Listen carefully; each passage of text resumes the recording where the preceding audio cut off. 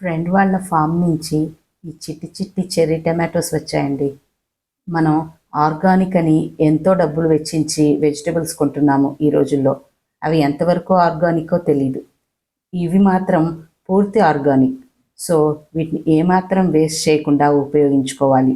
కానీ ఈ cherry tomatoes తొందరగా పాడవుతాయి. సో వీటిని చాలా రోజుల పాటు ఎలా నిల్వ ఉంచుకోవాలో చూద్దాం. ఫస్ట్ వీటిని 1-2 సార్లు కడిగి తీసుకుందాము. నీళ్లు పూర్తిగా పోయాక ఒక పాన్లోకి వేసి వీటిని ఉడకనిద్దాం.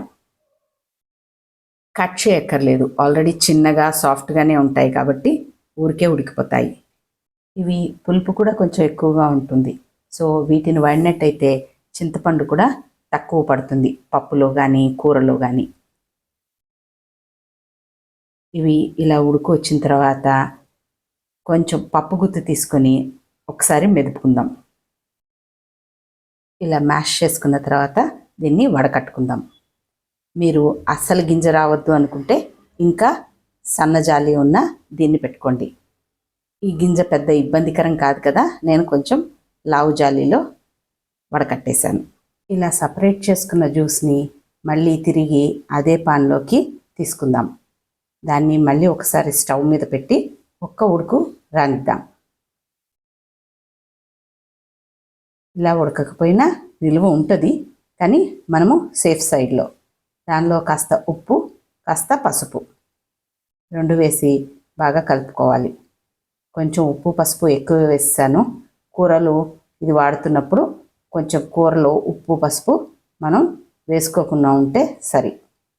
ఇలాగా ఐస్ ట్రేలోకి ఫిల్ చేసేసుకుందాం. ఇది పూర్తిగా ఫిల్ చేసిన తర్వాత ఒక్కసారి ట్యాప్ చేసినట్టయితే ఏమన్నా ఎయిర్ ఉంటే వెళ్ళిపోతుంది. దీన్ని ఇప్పుడు ఒక 4 గంటల పాటు ఫ్రిడ్జ్లో పెడదాం.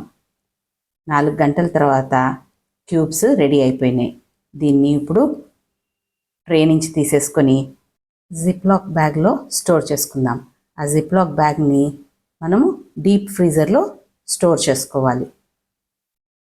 ఇక మీరు ఎప్పుడు కావాలంటే అప్పుడు 1-2 క్యూబ్స్ తీసుకొని చారు, పప్పుచారు లేదు గ్రేవీ కర్రీస్లో వేసేసుకోవచ్చు. కానీ ఉప్పు పసుపు మాత్రం కొంచెం చూసుకొని వేసుకోవాలి. టమాటోస్ ఎక్కువగా ఉన్నప్పుడు ఇలా స్టోర్ చేసుకోండి.